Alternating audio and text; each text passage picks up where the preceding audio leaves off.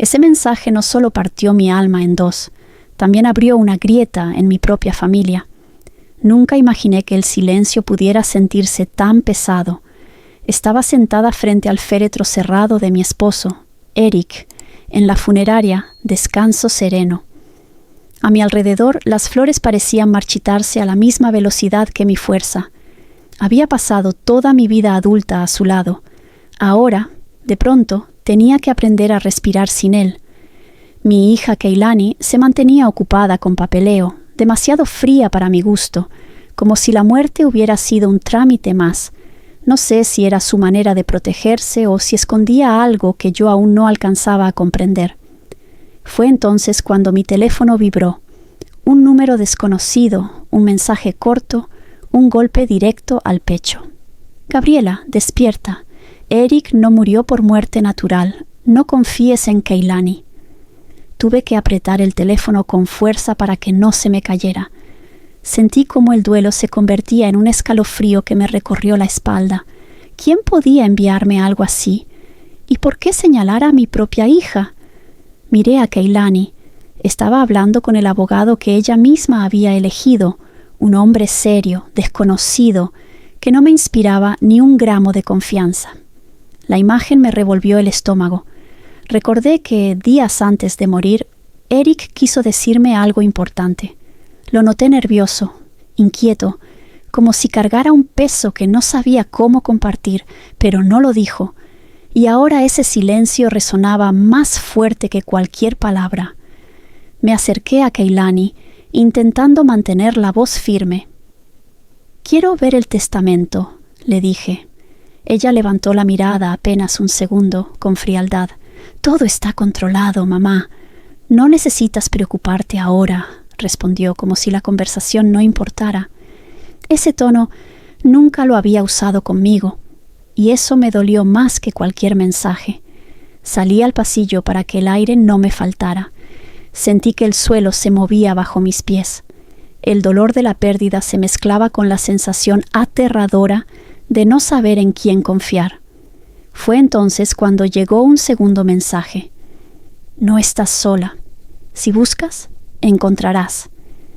No sé si fue el miedo, la sospecha o el instinto que solo una mujer traicionada puede sentir, pero de pronto mi tristeza se transformó en determinación. Me limpié las lágrimas, guardé el teléfono y respiré hondo.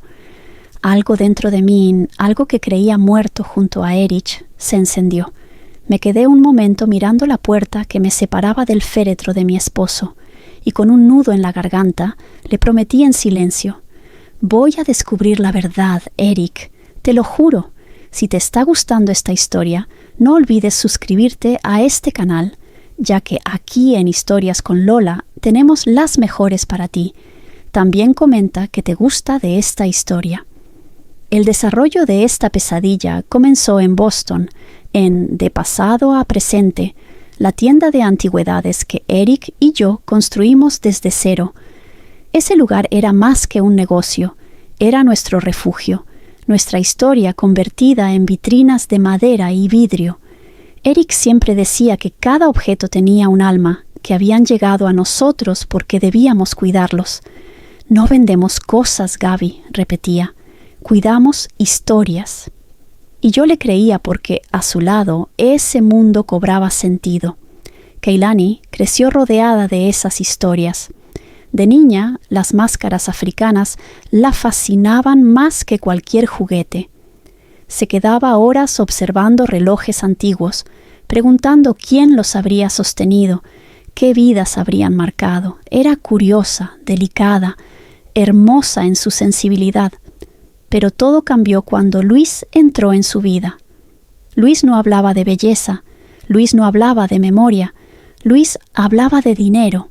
Poco a poco, mi hija dejó de ver el valor emocional de las piezas y solo vio cifras, números, ganancias. A veces yo la miraba y me preguntaba en qué momento se había convertido en una mujer fría, calculadora, con una ambición que se comía todo a su paso.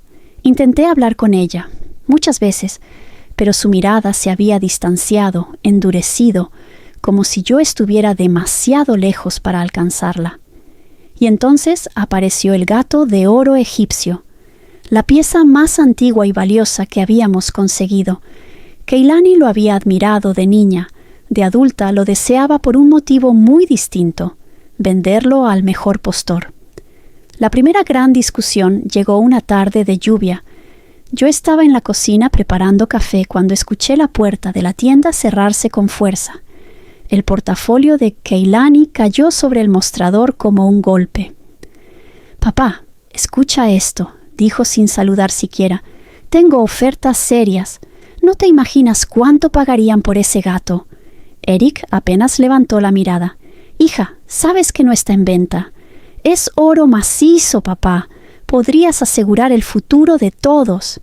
«El futuro no se asegura con dinero, Keilani», respondió él con esa calma que a veces irritaba a quienes no podían entenderla. «El futuro se construye día con día». Ella perdió el control. «Pues yo no quiero un futuro construido a base de polvo. ¿Hasta cuándo van a vivir aferrados a este museo muerto?» «Somos felices aquí», dijo Eric. «Yo no», gritó ella antes de salir, dando un portazo que hizo temblar las vitrinas. Y ese fue solo el inicio. Semanas después, entré a la tienda y un escalofrío me recorrió el cuerpo. Había algo en el aire, una tensión espesa, como si el ambiente estuviera a punto de romperse. Seguí el murmullo de voces hasta el fondo. Luis estaba allí. Solo ver su figura hizo que la habitación pareciera más pequeña. «No estamos pidiendo permiso, Eric», decía con voz baja pero amenazante. «Esto se va a hacer. Vendemos el gato, repartimos el dinero y todos ganan. Es lo más lógico». Eric sostuvo su mirada. «No tienen ningún derecho sobre esa pieza». Luis sonrió con esa calma que me helaba la sangre. «Pertenece a la familia. Keilani tiene derecho a reclamarla o a venderla». Escuché entonces la voz de mi hija. Era firme, dura, desconocida. «Papá, abre la caja fuerte. Ya basta». Apreté los puños y entré en la sala. «¿Qué está pasando aquí?» Keilani me vio con indiferencia. «Mamá, dile a papá que deje de jugar. Necesitamos ese dinero. Luis y yo estamos por cerrar un proyecto importante. Es ahora o nunca». Eric dio un paso hacia ella, con el dolor marcado en el rostro. «No voy a darte nada, Keilani. Ni puedo, ni quiero». Ella tembló, no de tristeza, sino de rabia. «¿Por qué siempre eliges tus reliquias antes que a mí?». Esa frase le perforó el alma. Sentí cómo se le quebraba algo por dentro, y algo dentro de mí también. «Te elijo a ti, hija», susurró Erich, con una tristeza que nunca había escuchado en su voz. «Pero no voy a ser parte de tu destrucción. No así». Luis avanzó un paso. «Entonces habrá que buscar otra manera». Ese instante, ese exacto instante, fue la primera vez que tuve miedo real. Un miedo que me paralizó, que me apretó el pecho como una mano invisible. Tomé el brazo de Eric. «Vámonos», le dije en un susurro apenas audible. Nos fuimos. Y Keilani no dijo nada, ni una palabra. Solo se quedó allí, con Luis detrás, su mano en su hombro, marcando territorio como si ella fuera una posesión más. Esa noche, mientras cenábamos en un silencio que no se parecía a ninguno de los silencios que habíamos compartido en nuestra vida, Eric tomó mi mano. «Gaby, no puedo decirte dónde está el gato, ni siquiera a ti. Si algo me pasa, estarás más segura si no lo sabes». Me reí nerviosa, creyendo que exageraba, pero sus ojos me decían otra cosa. Algo más profundo, más oscuro, algo que yo no supe descifrar, o no quise hacerlo. Nuestro matrimonio siempre había sido fuerte, incluso cuando las circunstancias no lo eran. No pude tener más hijos, aunque Eric los deseaba con todo el corazón, pero nunca me hizo sentir incompleta. Él decía que con una hija como Keilani ya había recibido más de lo que merecía, y era verdad, fue un padre excepcional. Cuando abrimos la tienda pasamos por momentos difíciles, momentos de contar monedas para pagar la renta, días en los que solo vendíamos una pieza pequeña y agradecíamos como si nos hubieran salvado la vida. Y aún así, Eric nunca se dejó vencer. Tenía una intuición feroz para las antigüedades. Sabía exactamente qué pieza podía sacarnos del aprieto sin tener que sacrificar el alma de la tienda. Negociaba con firmeza, pero jamás con malicia. La comunidad lo adoraba. Se sabía los nombres de todos, desde el cartero hasta la mujer que venía cada sábado a mirar la misma caja de música sin comprarla jamás. Hablaba con ellos, los escuchaba, los aconsejaba. Era auténtico, noble, de esos hombres que ya casi no existen. Keilani creció rodeada de ese amor. Y sí, también fue culpa nuestra que se formara en ambientes que no eran humildes. Las mejores escuelas, los mejores programas, los mejores círculos sociales.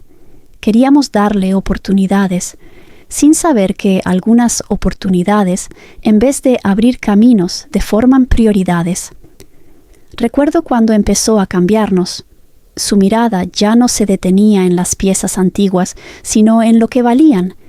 Ya no preguntaba por la historia detrás de un objeto, sino por su precio en el mercado. Y aunque me dolía, todavía pensaba que era solo una fase, una búsqueda natural de independencia. Pero esa ilusión se rompió el día que llegó la respuesta a una pregunta que me había hecho durante años.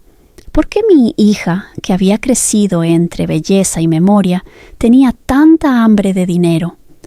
La respuesta llegó cuando nos presentó a Luis. Una noche los invité a cenar. Yo quería conocer al hombre que parecía haber capturado a mi hija como un hechizo. Desde el momento en que cruzaron la puerta, Erich y yo lo percibimos. La arrogancia de Luis llenó la sala como un perfume demasiado intenso, imposible de ignorar. Su manera de hablar, de mirar todo con un aire de superioridad, su forma de tomar a Keilani por la cintura, casi como si la exhibiera. Y lo peor fue ver cómo ella imitaba sus gestos, su tono, su altivez. Nuestra princesa ya no era la misma. Erich, con su paciencia infinita, intentó aconsejarla, con suavidad, con respeto, sin entrometerse más de lo necesario. Le dijo que tuviera cuidado, que un amor sano no controla, no manipula, no presiona. Ella no quiso escucharlo. «Papá, no exageres», respondió esa noche con una sonrisa que no llegaba a los ojos. Y aunque intentábamos convencernos de que era parte de crecer, de madurar, en el fondo ambos supimos que algo en la vida de nuestra hija había tomado un rumbo peligroso. Pero todavía no imaginábamos cuán peligroso sería. 3 meses antes del día que terminó por destruir mi vida, ocurrió algo que todavía hoy me persigue en sueños. Eric había sufrido un accidente en la tienda, una caída por las escaleras del 2º piso. Un accidente común, según dijeron, pero nada de lo que pasó ese día fue común. Nada. Recibí la llamada del hospital a las 2:17 de la tarde. Yo estaba en el supermercado escogiendo unas flores para la mesa, lirios blancos, los favoritos de Erich, cuando el teléfono vibró. La voz del médico era urgente, seca, como la hoja de un bisturí. «Señora Gabriela, su esposo tuvo una caída fuerte. Está consciente, pero necesitamos que venga cuanto antes». Dejé el carrito sin mirar atrás y salí corriendo. Recuerdo que el aire helado de Boston me cortaba la cara, pero yo apenas lo sentía. Solo repetía su nombre como una plegaria rota. Cuando llegué al hospital, lo primero que vi fue imposible de ignorar. Keilani y Luis ya estaban ahí. Los dos parados en recepción, como si me estuvieran esperando. ¿Qué están haciendo aquí?», pregunté sin poder ocultar mi impresión. Luis fue el primero en acercarse, siempre con esa sonrisa falsa, ese gesto ensayado de preocupación. «Nos avisaron», dijo. «¿Quién?», pregunté automáticamente. Keilani respondió sin mirarme a los ojos. «Pues, mamá, supongo que alguien de la tienda, ¿no? Pero nadie nos había llamado. Nadie había notificado nada. El hospital me lo confirmó después. Yo era la única persona registrada como contacto de emergencia. Y lo que hizo que algo se quebrara dentro de mí fue un simple cálculo mental. Es imposible que hayan llegado tan rápido. De Nueva York a Boston hay mínimo hora y media en avión. Y ellos estaban ahí apenas media hora después de que la ambulancia llegara al hospital. Demasiado rápido, demasiado preparados.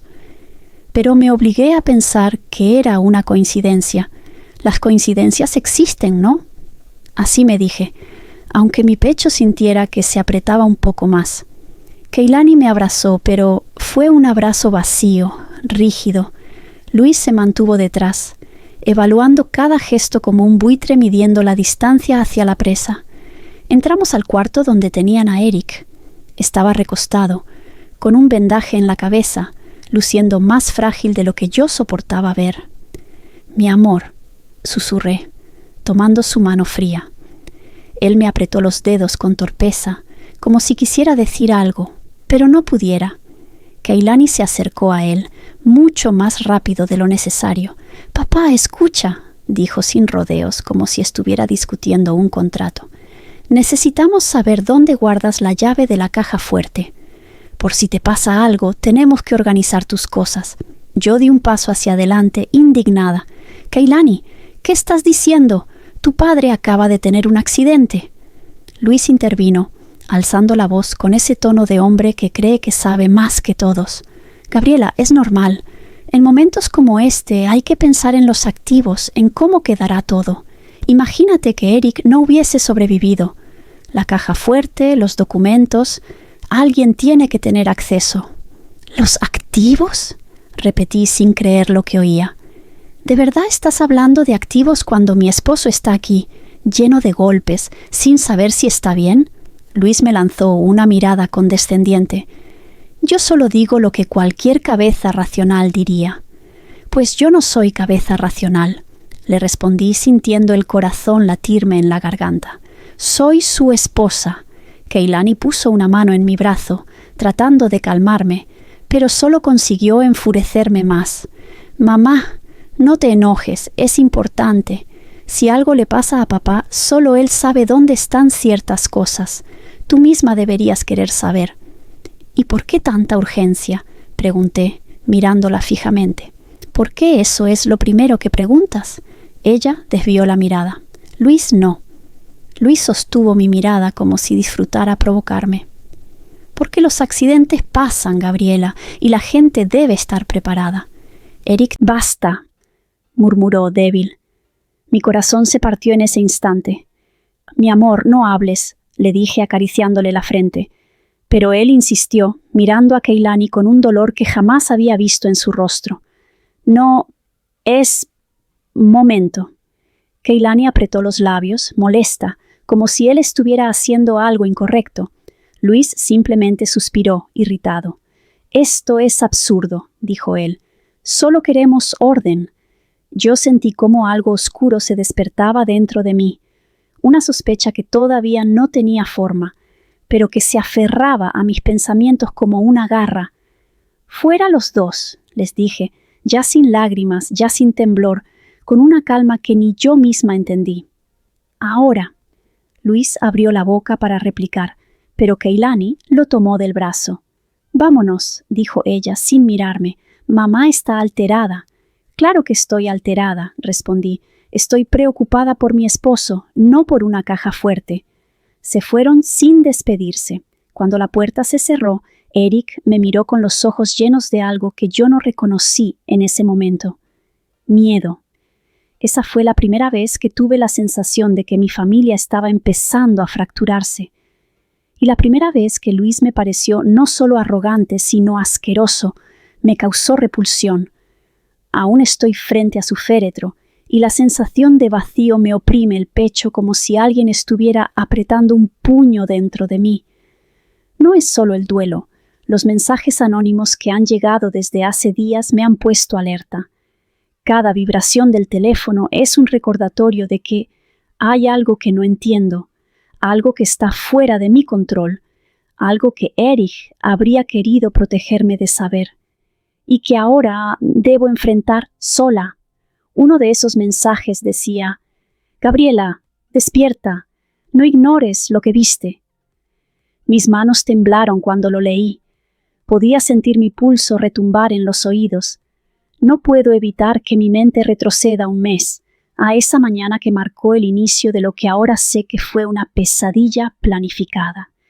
Recuerdo con claridad la mañana del supuesto hurto en la tienda. Las persianas todavía estaban abiertas cuando entré y encontré un caos que me hizo detenerme en seco. Las vitrinas abiertas, los cajones volcados, los muebles movidos, libros esparcidos por el suelo y, sin embargo, nada había desaparecido. Ninguna pieza histórica faltaba, ni una sola. Mi primer pensamiento fue que alguien quería intimidarnos, pero incluso esa idea me parecía insuficiente para explicar la violencia del desorden. Llamé a la policía con las manos temblorosas y el corazón latiéndome a 1000 por hora. Mientras hablaba con ellos, sentí que me faltaba el aire, que cada palabra se atoraba en mi garganta. Cuando llegaron, el oficial Reyes tomó la primera nota, mientras la oficial Lambert inspeccionaba el desorden con cuidado. «Señora Gabriela, ¿estaba todo así cuando cerró ayer?», preguntó Reyes, con su libreta en mano. «No, no», dije intentando que mi voz no temblara. «Anoche cerré todo perfectamente. Esto no estaba así». Lambert se inclinó sobre una vitrina volcada, tocando el vidrio con cuidado. «Nada fue robado. Eso es lo extraño», dijo con un hilo de voz. «Todo está intacto, pero alguien revolvió todo».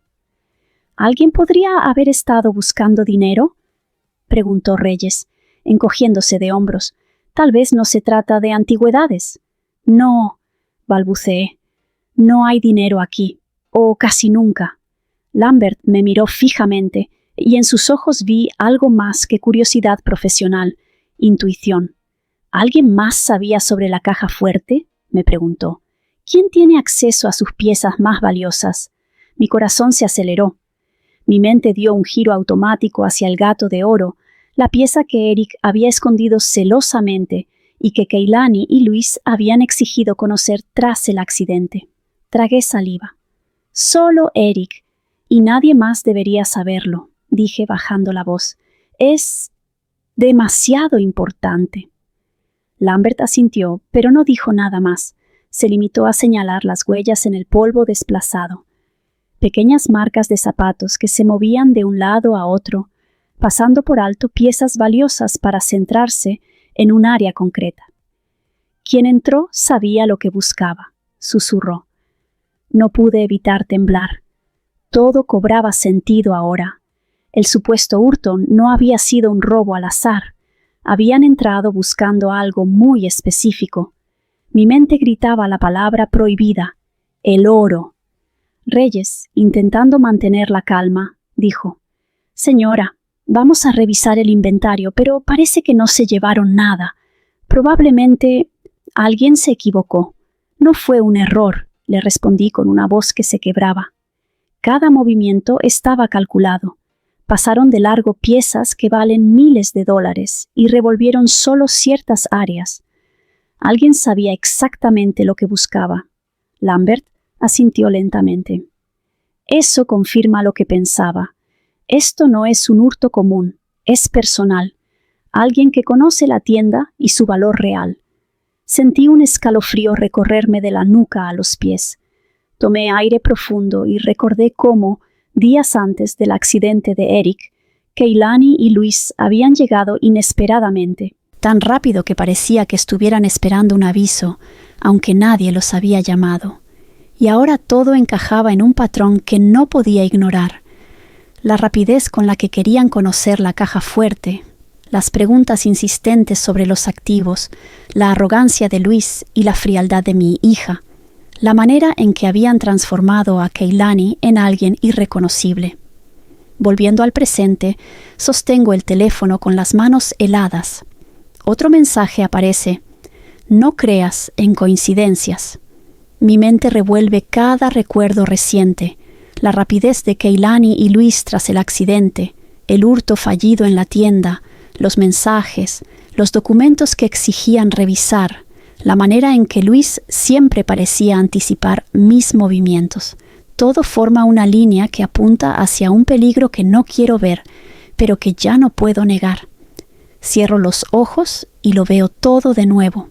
La tienda desordenada, las vitrinas intactas, las huellas en el polvo, el papel doblado detrás de una estantería con una sola palabra escrita: oro. Recuerdo cómo mi cuerpo tembló al encontrarlo, cómo supe en ese instante que alguien estaba buscando exactamente eso. Y ahora entiendo que aquel fue solo el primer aviso. No puedo quedarme quieta. No puedo fingir que esto es solo una tragedia familiar. Algo más grande se mueve detrás de la muerte de Erich, detrás de mis recuerdos, detrás de estos mensajes. Miro alrededor de la funeraria. La gente me ofrece condolencias sin saber que mi corazón late como un tambor de guerra. Cada rostro se mezcla en una sombra borrosa que no me importa, porque mi mente está en la tienda, entre los estantes, buscando, recordando, conectando cada punto que Eric había intentado proteger. Y es que, aunque no quería creerlo, era posible que mi propia hija y mi nuero estuvieran siendo los artífices de la caída de Eric, todo por esa obsesión con la caja fuerte, el oro, con el dinero que él no estaba dispuesto a entregar. La idea me quemaba el corazón, pero no podía ignorarla. El último mes de su vida fue un descenso lento hacia un infierno silencioso. La caída por las escaleras en la tienda había fracturado su cadera. Recuerdo perfectamente la llamada del hospital. Su voz al otro lado del teléfono apenas era un susurro, cargada de dolor y orgullo. «Gaby, no es tan grave», dijo intentando calmarme, aunque yo sabía que no podía ni moverse. «No quiero que te preocupes». «Eric, no hables así», exclamé conteniendo el llanto. «Necesitas atención, necesitas ayuda. Esto no es algo que puedas manejar solo». Cuando llegué al hospital y lo vi en la cama, pequeño y vulnerable, la realidad me golpeó con fuerza. La cadera rota, el cuerpo encogido de dolor, los ojos que intentaban sonreír, pero no podían. Apenas podía moverse. Todo lo que antes era independencia se había convertido en dependencia total. Necesitaba ayuda para todo: comer, bañarse, ir al baño. Cada gesto simple se transformaba en un suplicio. «No quiero que nadie me dé pena», dijo un día con la voz apagada, «pero necesito que estés conmigo». «Siempre estaré contigo, Eric», susurré, sosteniendo su mano mientras él intentaba incorporarse para beber agua. «No vas a pasar por esto solo». El dolor lo consumía, pero su espíritu seguía intacto. Cada sonrisa que intentaba darme era un acto de resistencia. Sin embargo, poco a poco lo vi apagarse. Perdía peso a un ritmo que me aterrorizaba. Su apetito desapareció y con él su fuerza. Incluso los alimentos que antes amaba, como el pan recién horneado que solíamos comer juntos por las mañanas, le resultaban imposibles de tragar. Una pequeña pausa de esta historia para pedirte que si te está gustando esta historia, no olvides suscribirte al canal, activar las notificaciones y darle me gusta a este video, porque aquí en Historias con Lola tenemos las mejores para ti. Los médicos fueron claros desde el principio. Después de varias radiografías y evaluaciones, me dijeron que la única opción era la cirugía. «Señora Gabriela, la fractura es compleja», me explicó la doctora Vargas con voz profesional pero suave. «Necesita operarse cuanto antes, de lo contrario corre un alto riesgo de complicaciones graves». «¿Y él podrá soportarlo?», pregunté con la garganta seca. «Es delicado, su edad y su estado actual aumentan los riesgos». La doctora me miró con sinceridad. «Puede ser crítico». Esa noche, cuando regresamos a la habitación, Eric estaba sentado en la cama, mirándome con una mezcla de frustración y miedo. «Gaby, no quiero cirugía», dijo, la voz débil. «No quiero que me vean tan vulnerable». «Eric, tienes que hacerlo», insistí. «No puedo perderte por miedo a un procedimiento. Tenemos que intentarlo». Él me sostuvo la mano con fuerza, con ese toque que siempre había significado todo: confianza, amor, complicidad. Siempre fui fuerte, Gaby. No necesito que me salves de todo, pero estoy cansado. Yo no podía decirle que tenía razón, pero tampoco podía ocultar el miedo que me recorría. Sabía que cada día que pasaba era un riesgo mayor. Lo que nadie más sabía y que me atormentaba en secreto era que cada visita de Keilani y Luis añadía presión. Ellos insistían en hablar de los activos, en preguntar por la caja fuerte, por los objetos más valiosos de la tienda. Cada palabra era una daga invisible que atravesaba el corazón de Erich. Él intentaba sonreír y desviar la conversación, pero podía ver cómo lo agotaba, cómo lo minaba poco a poco. Una tarde, Luis apareció en la habitación, impasible, con la mirada fría. «Hola, Eric», dijo sin siquiera un gesto de preocupación. «Escuché del accidente. Una lástima». «Hola», contestó Eric con esfuerzo, apretando los labios. «Gracias por venir». «Solo quería saber algo». Luis hizo una pausa, midiendo sus palabras. «La caja fuerte. Dime dónde está. Es importante». Eric respiró hondo y me miró. Yo sentí un nudo en la garganta. «No», dijo firme, con la voz quebrada por el dolor. «No puedo. Ni siquiera tú, Luis. Esto es mío y de Gabriela, y de nadie más».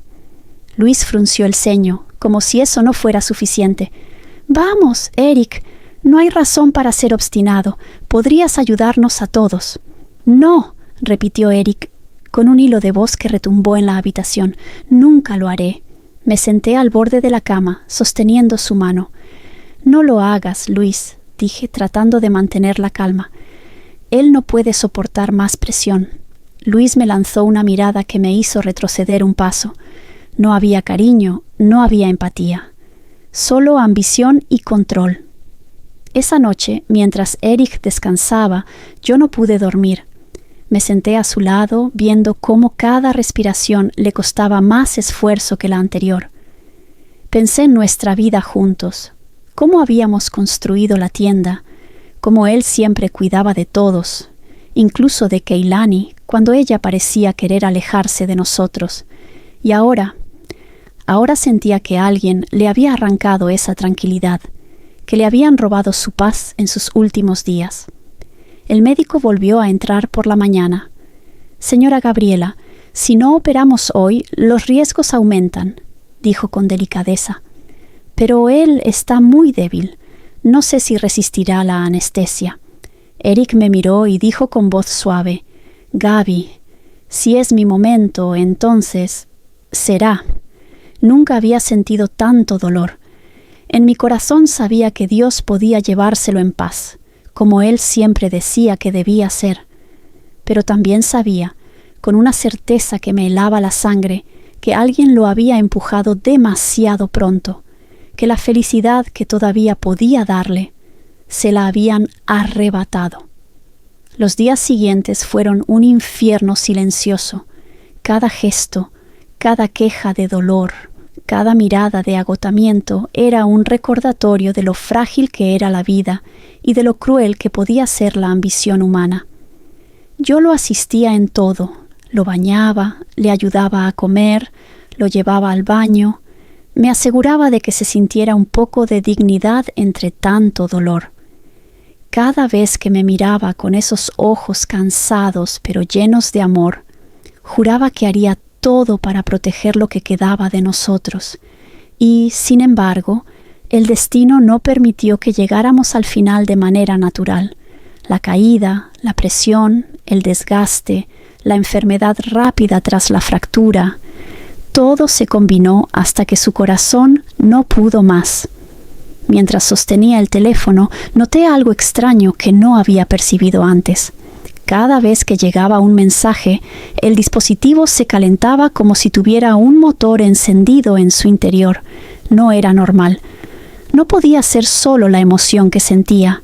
El calor era físico, real. Mis dedos temblaban mientras lo giraba entre las manos, tratando de entender.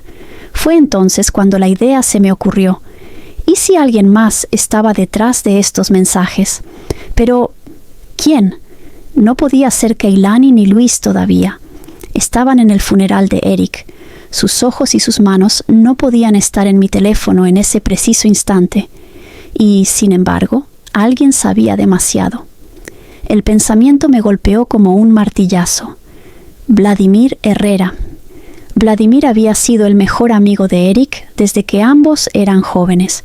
Un hombre leal, discreto, con un conocimiento profundo de la tienda y de cada antigüedad que habíamos cuidado.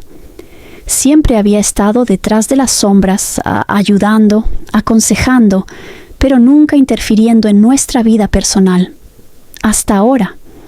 Recordé los mensajes, cortos, precisos, sin firmar, pero con información que solo alguien cercano a Eric podía conocer. Todo apuntaba a que Vladimir estaba intentando guiarme, advertirme, mantenerme segura sin exponerse. Pero si era él, ¿por qué no podía revelarse? ¿Por qué tanta cautela? De pronto, un pensamiento más oscuro cruzó mi mente. Tal vez no era él quien enviaba los mensajes directamente. Tal vez alguien estaba interfiriendo, intentando hacerme dudar de mi propia familia. Miré de reojo a mi teléfono. Cada vibración, cada alerta, parecía sincronizada con los movimientos en la funeraria, con los murmullos, con la entrada y salida de personas que no quería que fueran testigos de nada. Tomé una decisión. Necesitaba examinar el teléfono. Lo coloqué sobre la mesa frente a mí, con cuidado, respirando profundamente. Saqué una herramienta pequeña que guardaba para reparaciones menores, algo que Eric me había enseñado a usar, y, con manos temblorosas, retiré la tapa trasera. El interior me reveló lo que ya temía. El chip había sido clonado. Alguien había accedido a mi línea, interceptando cada mensaje y cada alerta, pero no podían revisarlo en ese momento. Estaban limitados por el lugar donde se encontraban, por el funeral, por la necesidad de no llamar la atención. El miedo me recorrió la espina dorsal.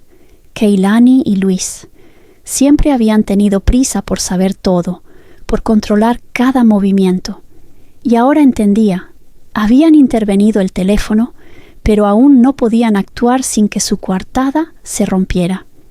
Cada mensaje que había recibido en los últimos días, cada alerta que me había hecho temblar, estaba siendo cuidadosamente manipulada para guiarme, o quizás para confundirme.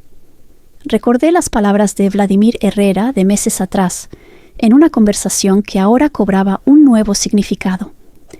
Él siempre me había advertido sobre la obsesión de Luis, sobre la transformación de Keilani, sobre lo que estaba en juego. Pero nunca podía decirlo todo.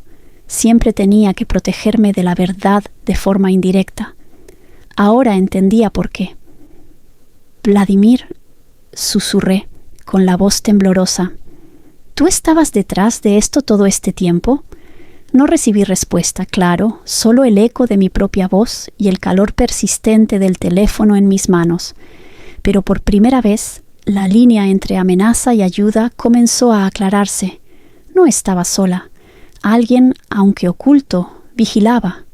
Alguien que conocía a Eric, que confiaba en mí, que quería que descubriera la verdad a mi manera. Respiré hondo y decidí hacer algo que nunca había hecho antes: examinar cada configuración, cada acceso del teléfono, cada rastro de actividad que pudiera revelar la manipulación. Necesitaba comprender no solo qué buscaban Keilani y Luis, sino cómo habían llegado tan lejos. Y, sobre todo, necesitaba descubrir cómo Vladimir Herrera estaba intentando protegerme sin exponerse. Cuando el funeral ya estaba casi vacío, cuando solo quedábamos yo, el murmullo lejano de los empleados de la funeraria y el féretro frío de Erich, fue cuando entendí que no podía quedarme ahí ni un segundo más. El dolor seguía clavado, sí, pero ahora estaba mezclado con una certeza extraña, peligrosa, que me empujaba a moverme. Tenía que avanzar antes de que ellos lo hicieran. Guardé mi teléfono, todavía caliente, todavía intervenido, y miré a mi alrededor. Keilani estaba en la entrada, hablando en voz baja con Luis.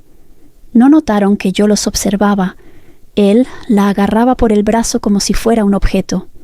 Ella asentía con la cabeza, tensa, mordiéndose los labios como cuando era niña y sabía que estaba haciendo algo mal. Ese gesto la traicionaba siempre. Me acerqué lentamente, como quien camina en un campo minado. No sabían que ya lo había descubierto todo. No sabían que tenía un arma secreta, las pistas, las físicas, las que ellos mismos habían dejado. «Voy a despedirme un momento más de tu padre», les dije con voz baja, fingiendo fragilidad. «Luego los veo en casa». Luis me miró con esa falsa amabilidad que siempre me helaba la sangre. «Claro, señora Gabriela, no se preocupe por nada. Nosotros nos encargamos de todo. Mentiroso». Me di la vuelta sin permitirles ver la furia que me hervía por dentro. Y entonces mi teléfono vibró una vez más. Sabía que no debía revisarlo frente a ellos, así que esperé hasta estar sola junto al cuerpo de Erich, protegida por la sombra del último adiós. Lo abrí. Mensaje anónimo. «Tienes que salir ya. En la tienda hay algo que dejaste sin ver. Usa lo que sabes. Ellos te siguen». Mi corazón no solo se aceleró, saltó dentro de mi pecho. Era Vladimir. Tenía que ser él. Nadie más conocía la tienda tan bien. Nadie más sabía que había pistas físicas, huellas, rastros del supuesto hurto que yo había pasado por alto. Nadie más sabría que Keilani y Luis podían seguirme. Respiré hondo. «Ayúdame, Eric», susurré al féretro. «Dame fuerzas». Salí del salón con pasos lentos, fingiendo cansancio. Vi a Keilani y a Luis observándome a lo lejos. Me acerqué a ellos con falsa calma. «Voy a casa a cambiarme», les dije. «Los veo más tarde». Keilani no dijo nada, solo me miró como si quisiera atravesarme. Luis, en cambio, sonrió de una forma demasiado tranquila. «Descanse, Gabriela», lo escuché, pero no obedecí. Caminé directo hacia la salida trasera de la funeraria y llamé un taxi antes de que pudieran reaccionar. No sabía si me seguirían, no sabía si ya sospechaban algo, pero no tenía tiempo para dudar. La tienda estaba a 20 minutos de respiración cortada. 20 minutos donde repetí mentalmente cada detalle del hurto, las vitrinas abiertas, las huellas marcadas, la estantería movida exactamente 12 centímetros, el papel con la palabra oro y algo más. Algo que había pasado por alto. Cuando llegué, bajé del taxi sin esperar cambio. Caminé hacia la puerta de la tienda con un peso en el estómago, como si las paredes mismas me fueran a hablar. De pasado a presente, seguía luciendo igual por fuera. Por dentro, sabía que no. Apreté la llave y entré. La oscuridad me recibió como una advertencia. El olor a madera vieja, a polvo, a objetos que habían visto más vidas de las que yo podía contar, me abrazó como siempre, pero esta vez con un escalofrío. Encendí la luz. Todo parecía en orden, pero eso era lo que más me preocupaba. Di un paso y entonces lo escuché. Un clic seco. Una vibración tenue debajo de una de las mesas centrales. Me arrodillé con el corazón latiendo en mi garganta. Toqué la madera tibia. Eso no era normal. Metí la mano debajo de la mesa y encontré lo que parecía un pequeño dispositivo metálico. Muy bien escondido, pegado con cinta especializada. Lo arranqué con cuidado y lo llevé a la luz. Era un transmisor, un micrófono, un rastreador, o ambas cosas. Se me heló el alma. «Dios mío», murmuré. Mi teléfono vibró otra vez. Abrí el mensaje con manos temblorosas. «Eso es solo uno. Hay 3 más. Revisa la vitrina principal». Mi cuerpo entero se tensó. «Vladimir», susurré en voz baja. «¿Dónde estás?» Fui hacia la vitrina principal, la que contenía piezas delicadas. Relojes, figuras de mármol, runas nórdicas que Erich adoraba. Moví la base de madera y allí estaba otro dispositivo idéntico. El tercero lo encontré detrás de una escultura de bronce. El cuarto, en la lámpara de la entrada. Mi tienda estaba intervenida. No desde hace semanas, probablemente desde hace meses. Un nudo enorme me cerró la garganta. Justo cuando guardé el último dispositivo en mi bolsillo, escuché ruidos afuera. Pasos, fuertes, rápidos. No podía equivocarme. Era Luis y Keilani. Estaban ahí.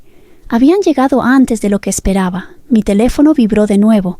Sal por la trastienda. Te cubro. El mundo se me detuvo. Vladimir estaba cerca. Me estaba vigilando. Me estaba protegiendo. Sin pensarlo y sin apagar las luces, lo que fue un error a propósito, así creerían que todavía estaba dentro, corrí hacia la puerta trasera. Escuché la cerradura principal forcejeando. Las voces, la desesperación en ellas. «¡Mamá! ¡Ábrenos!», gritaba Keilani. «Gabriela, sabemos que estás ahí», añadió Luis con ese tono veneno. «Solo queremos hablar». «No, ya no me engañaban». Abrí la puerta trasera y salí corriendo a la calle estrecha que daba a un callejón. Una camioneta vieja estaba estacionada allí, el motor encendido, la puerta del copiloto abierta. Y allí, en la oscuridad, vi su silueta. «¡Gabriela! ¡Rápido!», dijo una voz que reconocería en cualquier vida. «Vladimir Herrera». Temblando, subí. Y justo cuando el auto avanzó, escuché la puerta principal de la tienda abrirse con violencia. Los gritos, los pasos, pero ya era tarde. «Tranquila», me dijo Vladimir acelerando. «No estás sola en esto. Ahora vamos a empezar de verdad». Sentí las lágrimas arderme los ojos. Y por primera vez desde que Eric murió, sentí que respiraba. Mientras la camioneta avanzaba por las calles oscuras de Boston, sentí cómo el miedo y la adrenalina me atravesaban como un cuchillo. Vladimir estaba al volante, serio, concentrado, con las manos tensas sobre el volante. Yo me sujetaba del asiento, intentando que mi respiración no me delatara, intentando que las lágrimas no cayeran. «Vladimir», dije con un hilo de voz, «necesito que me digas la verdad sobre Eric, sobre lo que pasó con él, con la caída». Él tomó un profundo respiro, sin mirarme aún. Sus ojos se enfocaban en la carretera, como si cada semáforo, cada esquina, ocultara un peligro invisible. «Gaby», dijo finalmente, su voz grave. No podía acercarme antes. Luis y Keilani no son personas a quienes se pueda subestimar. No solo son peligrosos, son calculadores, fríos. Si hubieran sabido que yo estaba detrás de todo lo que sucedía, podrían haberte hecho daño a ti también. Por eso tuve que actuar desde las sombras. «¿Luis y Keilani fueron responsables?», pregunté, con el corazón golpeando en mi pecho. «¿De la caída de Eric?». Vladimir asintió con una expresión de tristeza que me hizo sentir un nudo en la garganta. «No solo de la caída, Gabriela. Lo que querían era el gato de oro, ese que Eric jamás quiso mostrarte ni decirte dónde estaba. Lo buscaban desesperadamente, y sabían que si lo obtenían, podrían controlarlo todo, la tienda, sus activos, incluso a Keilani misma». Tragué saliva. La pieza que había estado oculta todo este tiempo, la que Eric protegió con su vida, la que yo había respetado sin entender del todo, ahora cobraba sentido.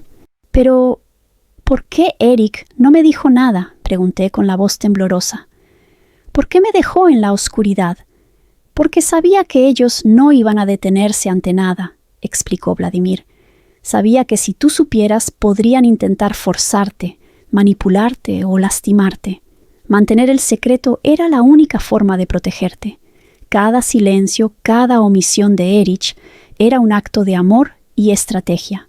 Él estaba seguro de que podía resistirlos, pero necesitaba tiempo, y cuando cayó, su situación se volvió crítica. Recordé la caída, la fractura de cadera, los días de dolor insoportable, la dificultad para moverse, para comer, incluso para ir al baño. Cada día era un tormento para Eric, y yo solo podía sostener su mano intentando contener su dolor, intentando contener mi miedo. «Ellos lo presionaron, Gaby», continuó Vladimir. «Lo acosaban indirectamente, con llamadas, con mensajes, con su arrogancia y exigencias sobre la tienda y la caja fuerte. Sabían que él nunca te diría la ubicación del gato, mientras estuvieras en riesgo. Cada acción que tomaron los debilitó emocionalmente y tú viste cómo la enfermedad se lo llevaba. Pero no era solo enfermedad, era la suma de todo lo que habían hecho para obtener lo que querían. ¿Y los mensajes?, pregunté, recordando cada vibración que me había hecho temblar. ¿Tú los enviabas para protegerme? Vladimir asintió lentamente. Sí, Gaby. Cada mensaje que recibiste, cada pista que aparecía, era para guiarte, para mantenerte un paso adelante de ellos.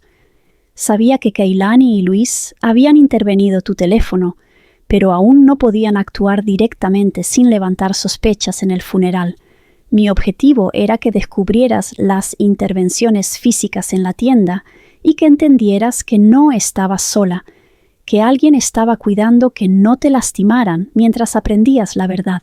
Entonces, todo lo que descubrí en la tienda, los dispositivos, los rastreadores, las pistas físicas, era parte de tu plan para protegerme del gato de oro. Dije con un hilo de voz, recordando cada detalle. Todo estaba conectado. Exactamente, dijo Vladimir, con un leve asentimiento. Ellos pensaban que podían obtenerlo de Erich y de ti, que podían manipularnos a todos. Pero Eric tomó la decisión de ocultarlo, de protegerlo, y yo estuve aquí para asegurarme de que tú supieras cuándo y cómo moverte sin que ellos sospecharan. Mi corazón latía con fuerza y sentí un fuego recorrerme por dentro. La rabia, el miedo, la tristeza, todo se mezclaba con determinación. Por primera vez entendía que la protección de Eric no había sido pasiva, había sido estratégica. Él había confiado en mí para completar lo que él no podía hacer ahora. Vladimir, susurré. ¿Entonces todo este tiempo ellos buscaban solo el gato de oro? Nada más les importaba. Ni la tienda, ni la historia de las piezas, ni siquiera Keilani misma, al final. Exacto, dijo él, su voz firme. Ese oro es solo un símbolo. Lo que buscaban era control. Y tú eres la única que puede evitar que lo consigan. Por eso Erich lo escondió, y por eso tuve que mantenerme en las sombras. Ahora, solo tú puedes completar la protección. Cerré los ojos un instante, respirando hondo, recordando la promesa que le hice frente al féretro, descubrir la verdad, proteger lo que era suyo y no dejar que nadie se saliera con la suya. Cuando llegamos al estacionamiento, detrás del apartamento de Eric y mío, sentí como el corazón me latía en la garganta. Cada sombra parecía más profunda de lo normal. Cada sonido se amplificaba en el aire frío de Boston. Vladimir apagó el motor sin decir una palabra, y el silencio se volvió tan pesado que me dolía en el pecho. Respiré hondo, tratando de mantener la calma. Todo lo que había descubierto hasta ese momento me había estremecido, pero el momento que venía era distinto. Era decisivo. Vladimir se inclinó y abrió la guantera del vehículo. Sacó un pequeño paquete envuelto en una tela oscura que reconocí de inmediato. Era la tela que Erich usaba para proteger piezas especiales durante los traslados. Mis manos se entumecieron y un nudo en la garganta me impidió hablar por un instante. «Vladimir», susurré. «¿Qué es eso?» Él me miró con una mezcla de tristeza, culpa y determinación. «Lo que tu esposo me dejó en mis manos antes de todo esto», dijo. «Lo que jamás quiso que Keilani o Luis tocaran». Temblé. Sabía lo que venía. Con una delicadeza reverencial, Vladimir abrió el envoltorio y allí estaba. Brillando tenuemente con la luz del farol del estacionamiento, el gato de oro descansaba en su interior. El objeto que había causado la caída, la transformación de Keilani, la tensión de los últimos meses y, en última instancia, la muerte de Eric. Es él, balbuceé temblando. El gato de oro. Sí, asintió Vladimir. Lo que buscaban ellos y por lo que hicieron lo que hicieron. Pero Eric lo escondió para protegerte. Sabía que si tú supieras dónde estaba, podrían lastimarte para conseguirlo. Cada silencio, cada omisión de Eric era un acto de amor. Tragué saliva, sintiendo que la pieza no era solo oro, era el peso de toda nuestra historia y el sacrificio de mi esposo. Entonces, todo esto, dije con la voz quebrándose, tú lo estabas manejando desde la sombra, para protegerme. Vladimir asintió. Cada mensaje, cada pista, cada aviso que recibiste, todo era para guiarte. Ellos habían intervenido tu teléfono, pero no podían actuar sin levantar sospechas en el funeral. Cada paso que dabas, cada señal que descubrías en la tienda, estaba diseñado para mantenerte un paso adelante. Respiré hondo, tratando de asimilarlo. La mezcla de miedo, alivio y rabia me subía por la garganta. Sabía que el siguiente paso era crítico. Tenemos que ponerlo a salvo, dije. No podemos permitir que vuelvan a tocarlo. Banco, caja de seguridad, propuso Vladimir. Hoy mismo.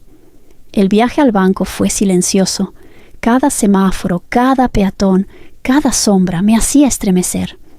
Mis manos sostenían el paquete como si contuviera mi propia vida. Al llegar al banco, el gerente nos recibió con una expresión mezcla de sorpresa y respeto.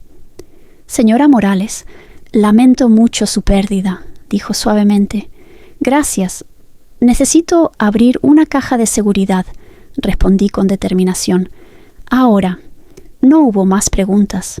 En el ascensor que descendía al nivel subterráneo, el olor a metal frío y a seguridad me hizo sentir que estaba entrando en un santuario. Abrí la caja asignada, saqué el gato de oro y lo deposité cuidadosamente dentro, envuelto en su tela protectora. Lo miré por última vez, consciente de que ya no estaba solo.